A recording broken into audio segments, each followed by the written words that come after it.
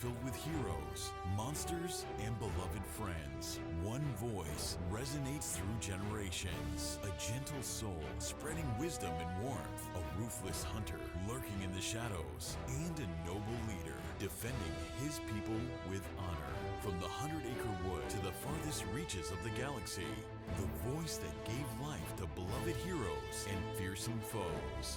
Welcome to the stage, Peter Cullen.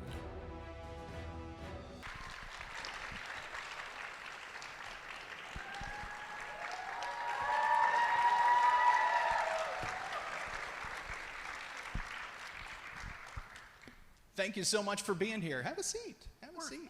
Oh, it should be right there in the chair for you. The mic's on and everything. Good to see you here. Well, thank you. My goodness. Anyone else just kind of have that, like, they're beside themselves moment when pretty much, like, the voice of childhood is here and right next to you? Oh. Love you. Well, we love you too, Peter. We're so glad you're here. Man, what, in doing the research, on you, first and foremost, you're the voice of our childhood with Optimus Prime. We know that, right?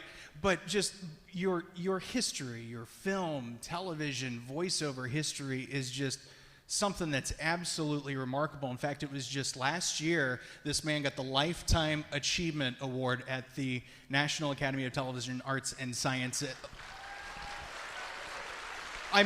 Thank you. You're an absolute legend, sir. And so, this is going to be a lot about Peter today.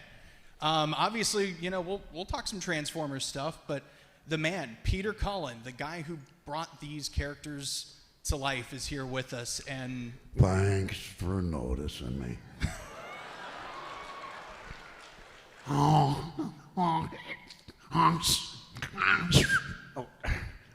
I'm hungry. I'm sure there are plenty of people with catering up here that'll help us out. Now, let's go back to the beginning. When did it click for you that you've got the talent that you have? I know that is such a broad question, but when did you know? At some point that has to click that. I guess I was in my early boyhood, and I could make people laugh by impersonating the cat or the dog or birds and stuff like that. And I just got good at it. And my Aunt Rosemary had a house in the country up in upstate New York, and living next to a dairy.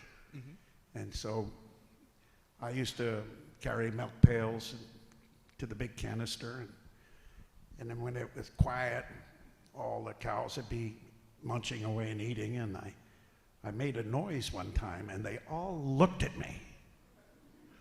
Like 80 cows just.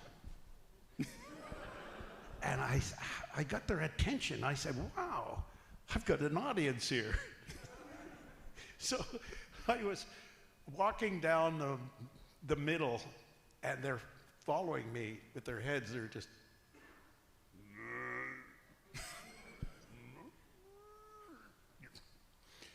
And so I started talking to them. I said, I'm glad I have your attention, because lately you have not been producing what you should be producing, or something like that. And I would walk, and I'd turn, and I'd make a sound, and they'd all look at me again.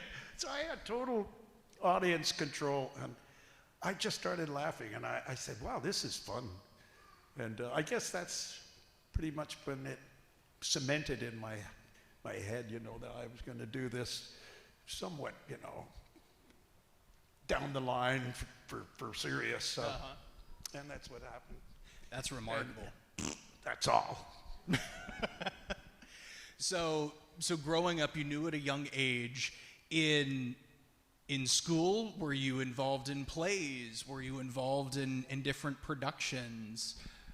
In high school, I had never been in a play before, but I was cast in 12 Angry Men, and I played juror number 7, I think. And maybe it was something else. This is a long time ago.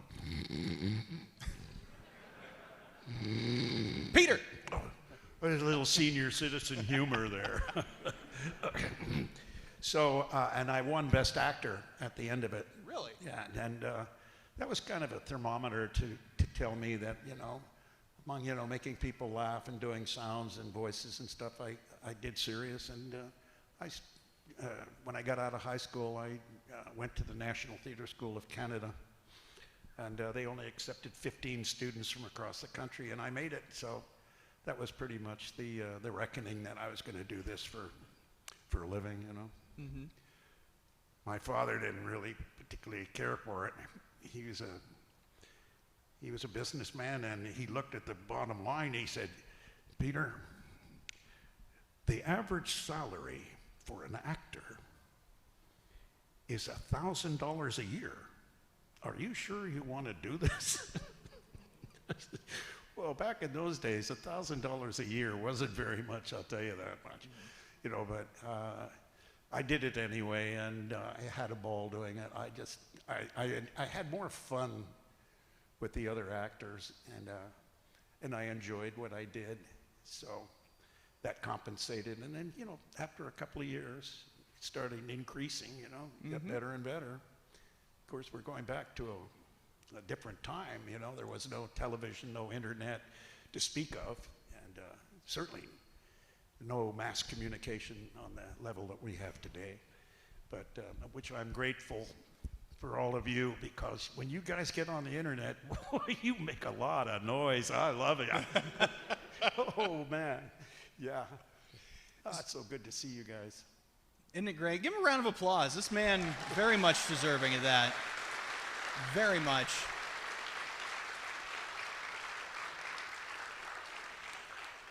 So you get done with your formal education of theater, and where were the next steps? Did you decide to go back to New York? Did you decide I'm going to make a break in Hollywood? I was in Montreal, and I had a show on radio called Funny You Should Say That, and we were a cast of 4, and we would get, from Hollywood, we would get the great actors like Jonathan Winters, the comedian.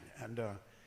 And Jonathan, when we worked together on stage in front of a 1,500-seat theater and a 22-piece orchestra and a live sound effects man who had a real car door that opened and closed, glass that really broke, and all this. It was amazing.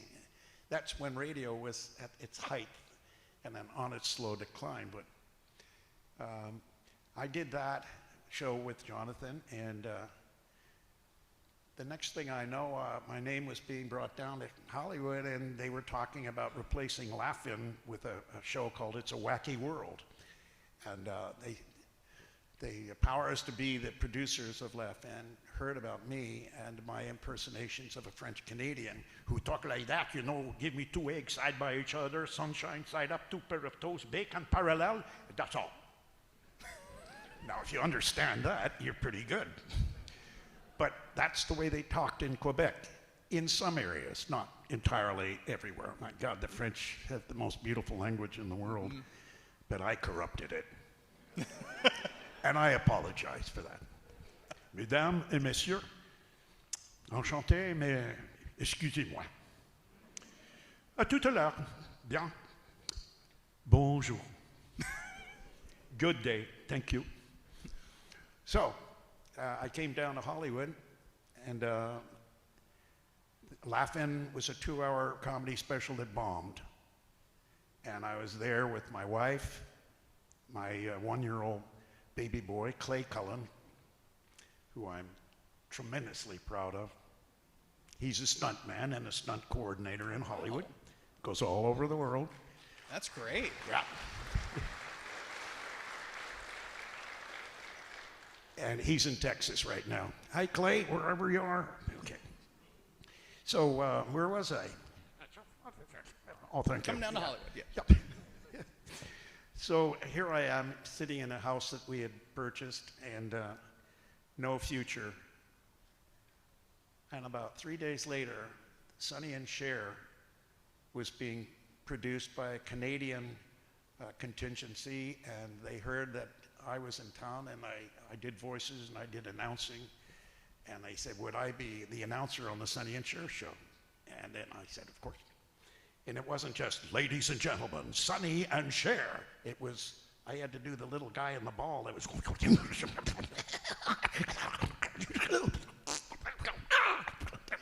it's a Sonny and Cher show. Bang, ladies and gentlemen. So they said, who is this guy? You know, the guy with the voice. And he said, he's from Montreal. So I did 2 more shows as the announcer, and then on the 3rd show, I was on camera with 3 other guys. And we did all the comedy. And I had a ball for about 4 years. It was just Hollywood, California. Wow. Oh, my. How many of you remember the Sonny and Cher show? Anybody? I'm sure the reruns live on YouTube. But there's still a contingent here that remembers that. I remember that growing up. Oh, I'm glad. And it absolutely phenomenal. Of course, everyone's going to ask the story of how Optimus Prime came to be. And if you haven't heard this story before, ladies and gentlemen, it's a tremendously amazing story. Peter, if I could have you recount that to our folks. Yeah.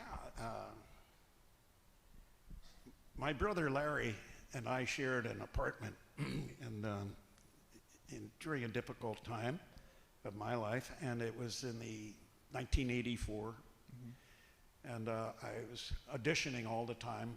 I had decided years before just to concentrate on my voice and just do voiceovers and no more on camera. And so I was going to a lot of auditions, and one of them was for the Transformers.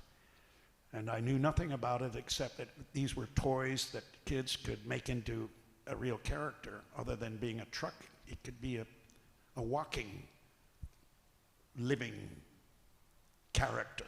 And so with that, I went to the audition, and I was to read the part of Optimus Prime. And that's all I knew, is that he was a truck and he was a hero. And when I went out, I needed the car, so I said, Larry, I'm going to need the car. I'm going to auditions. And I was going to auditions all the time, and he said, what's it this time, Pete? I said, I'm going to be a truck. And he started to laugh. He said, a truck? Oh, what does a truck sound like, Pete? I said, no, Larry, he's a hero truck. I mean, he's a real hero. And his face got very serious. He had returned from Vietnam, you know, prior years before. And he was a true hero. He was a Bronze Star with V, Purple Hearts, and some severe campaigns. So, and he looked at me and he said, and his voice just got deeper, and he said, Peter, if you're going to be a hero, be a real hero. Don't be one of those Hollywood phonies yelling and screaming and pretending he's tough. Be strong enough to be gentle. And I took that, I walked out, thanks, Larry. And this voice stayed with me all the way to the audition. I was the only person in the room, and I saw the script to read, picked it up. They called me inside the booth, and I went inside the recording booth. And Larry's voice was right there in my head. And the first lines were, my name is Optimus Prime. And I just did Larry. I just said, from the planet Cybertron. And I'm thinking to myself, strong enough to be gentle. And I just read the whole thing, and by the time I was finished, I walked out, I looked up, and I said, thanks, Larry. Thank you, buddy. You know, oh, wow, if they don't pick you, they're nuts. When I got home, about 5 days later, I realized that I got the job, and I was excited, but more excited when I got to meet all the other people that I was going to work with for several more years, and guys like Michael Bell. And I mean, there's so many people that touched my life as they touched yours, so that's that, and I'm sticking to it.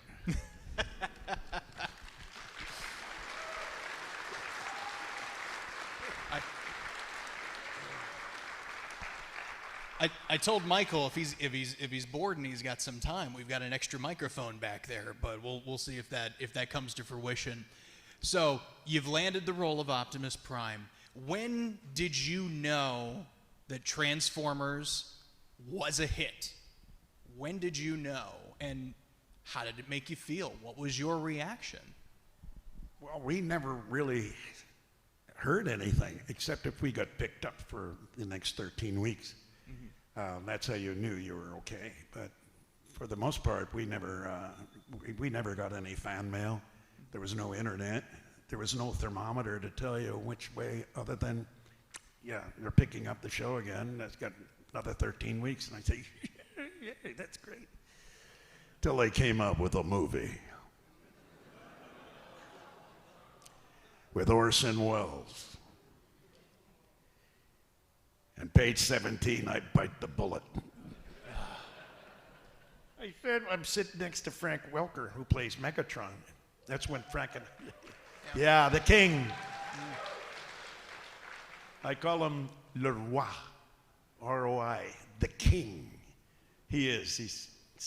There's so many great actors, and he's one of them, but he's the king.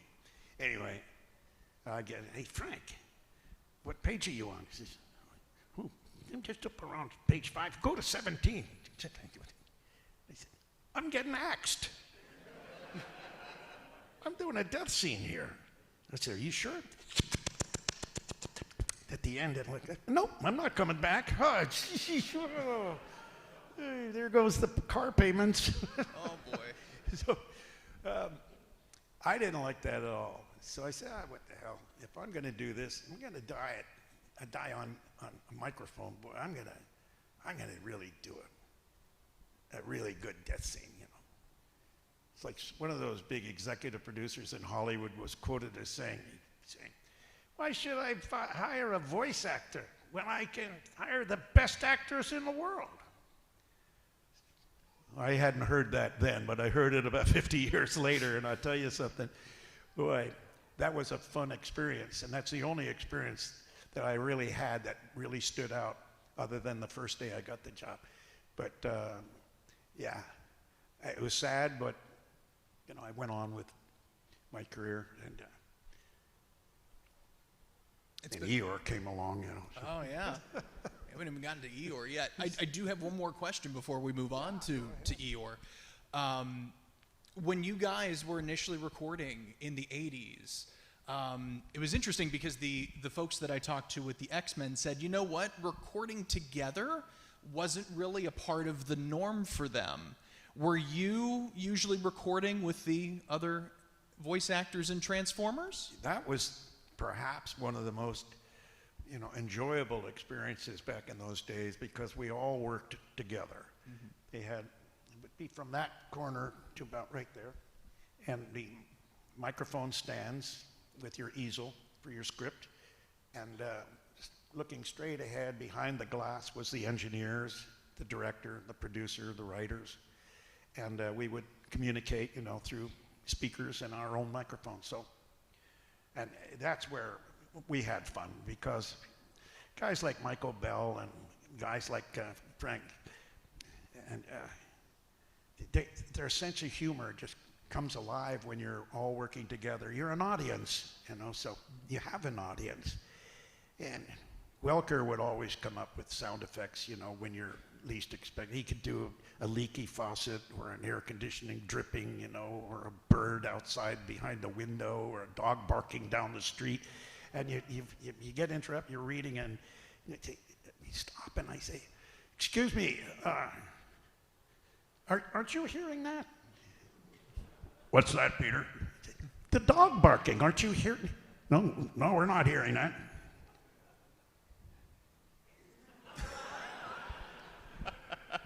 And Frank would look at me and go, it was like Laurel and Hardy. I mean, we had a ball, we had a blast, and everybody, you know, had their moments, you know, where we would just laugh. We would just laugh. I'm sorry, I have my back to you guys. Yeah, here, we can straighten out. Wow, I know you. Sorry about that. Anyway, we had a ball. That was great. So now let's jump forward to Eeyore. How did that opportunity get presented to you? The actor that played Eeyore was a cowboy. And when he passed away, we didn't do a movie.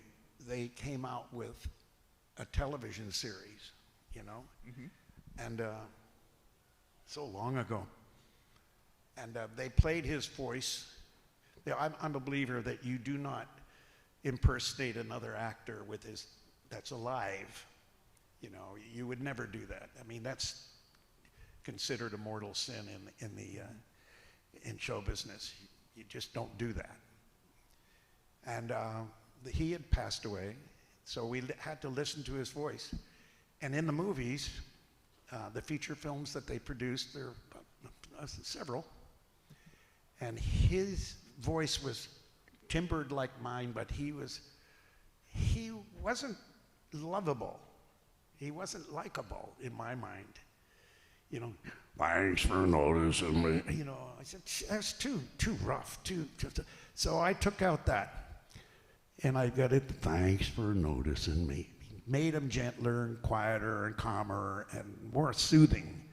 And I got the job. So I was very grateful for that. And I'm constantly surprised at how many people in the world have been touched by that little donkey, that little burro with the funny tail. Oh, bother. Who remembers that series when it came out? That animated Winnie the Pooh. It was fantastic. I still have several VHS tapes of that. Anyone still have a working VHS deck by chance? Oh yeah, you got plenty of people, so still getting plenty of mileage on that. I'm curious because, I mean, your voice is so distinctive. I noticed yesterday when I was at dinner, you happened to be a couple seats down from me. As you were putting in your order, the bartender said, "You sound familiar." I would think, of course, being a voiceover actor, you have a little bit of, facial anonymity. Have you ever found that you've had to kind of change your natural speaking voice in order to keep a lower profile? Or what are public interactions like for you these days? Well, my voice is really up here. Oh. And I'm only 5'2", but I look tall for my size. And no, I have no problem with that. Excuse me. Next question. Ah, well, there we go. There we go. Next question. But it's been relatively easy to, maintain your anonymity when you're out in public? I go out in public and I always say things like, Autobots transform and roll out. It's probably great when you're going to buy a new car, I'd imagine. Ordering a hamburger. Or ordering a hamburger. One of the two. Your body of work, as I've mentioned, is so deep and so rich. At the end of the day, viewers, fans of yours, what do you hope that they'll? I mean, obviously they're going to remember you for Optimus Prime. We know that, but are there any other things that you want to be remembered for? At the end of the day, when the mic goes away, when it's packed up, what do you want people to remember you for? Not necessarily as Optimus Prime, not as Eeyore, as Peter Cullen. I know, I'm sorry, we got very deep here, forgive me, but. It's hard. Obviously, I would like everybody, like anybody, who is to be remembered, favorably, and that I gave as much as I got, and I love you guys. I mean, that's obvious, in my life, but when I get an opportunity to shake your hand and to even hug you, that's what I will remember. The fact that I have touched a few people in my life, and I hope that continues for as long as it can. But until then, it's just game on and keep going and never give up, never give in, till all are one.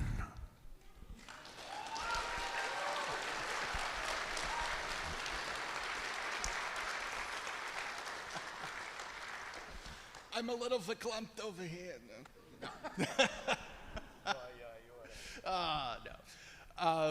Wow.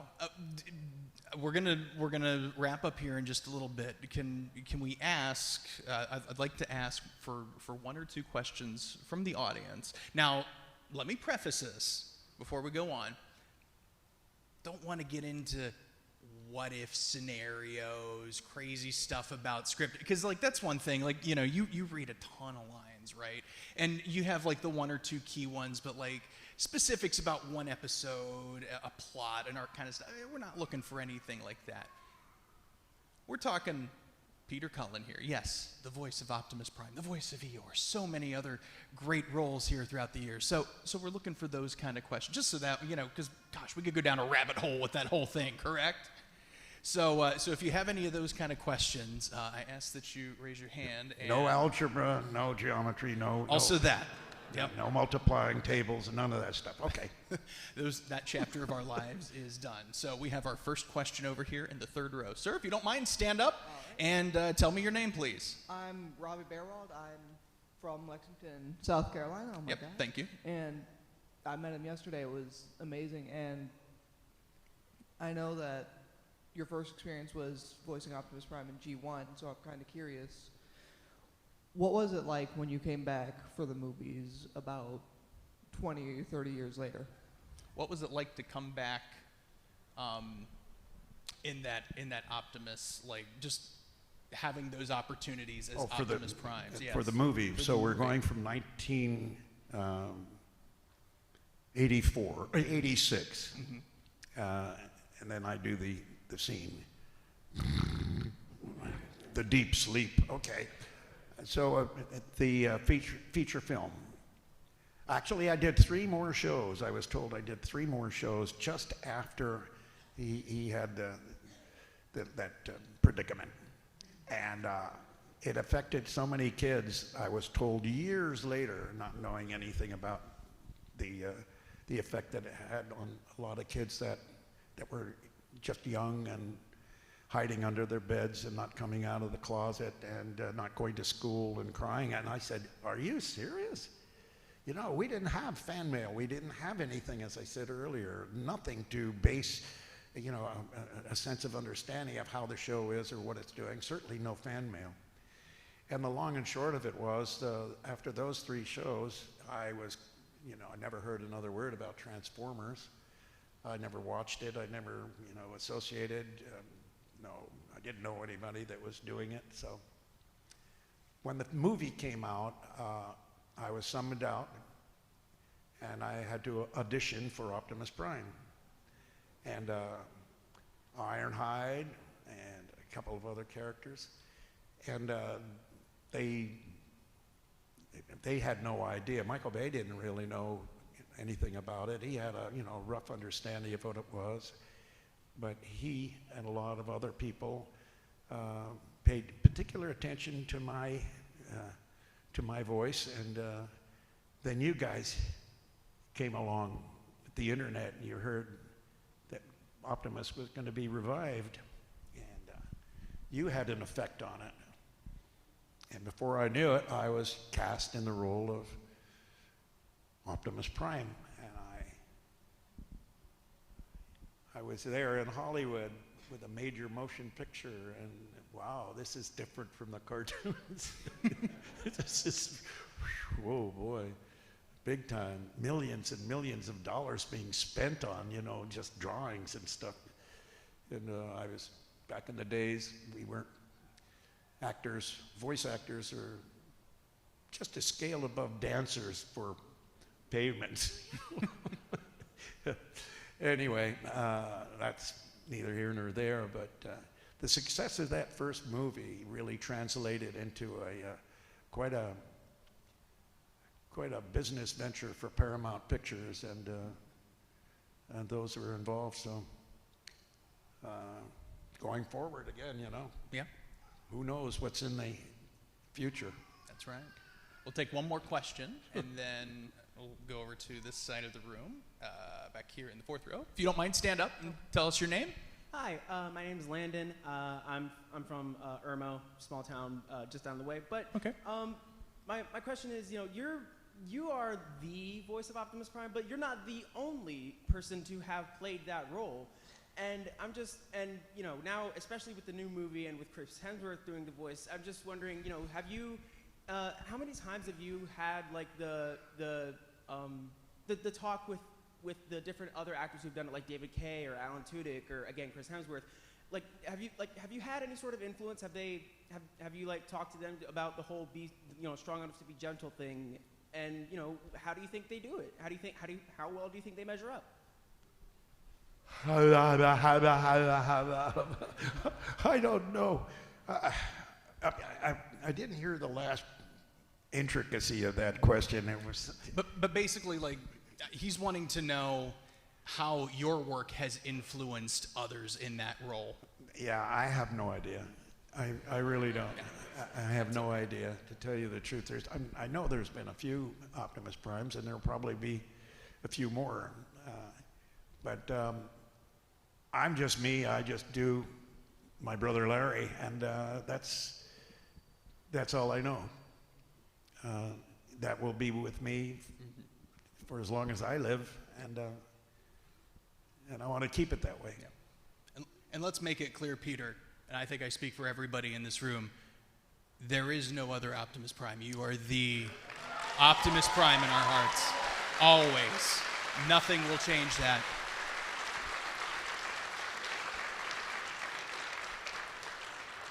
Yep. Thank you. Any big projects coming up?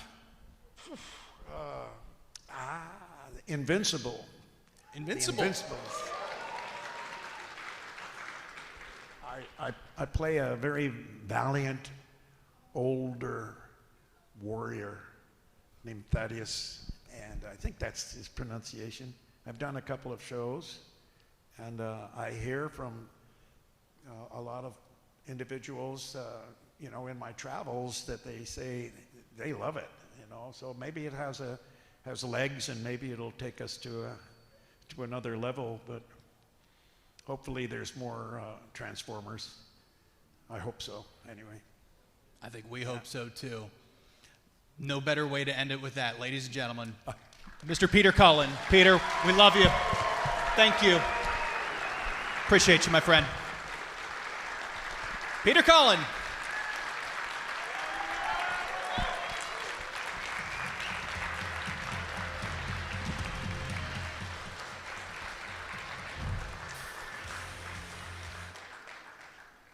Till all are one.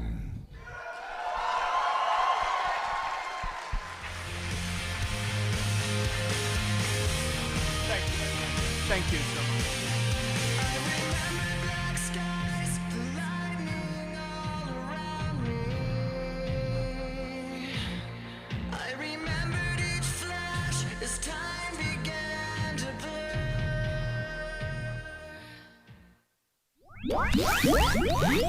Attention. Attention. Attention. Attention. Get ready, South Carolina. Meet your favorite comic book legends, pose with iconic characters, and dive into exclusive panels that will blow your mind. Join us at the Myrtle Beach Convention Center for 2 action-packed days. Whether you're a superhero or superfan, this is your convention. Boardwalk Comic-Con, where fandom comes alive.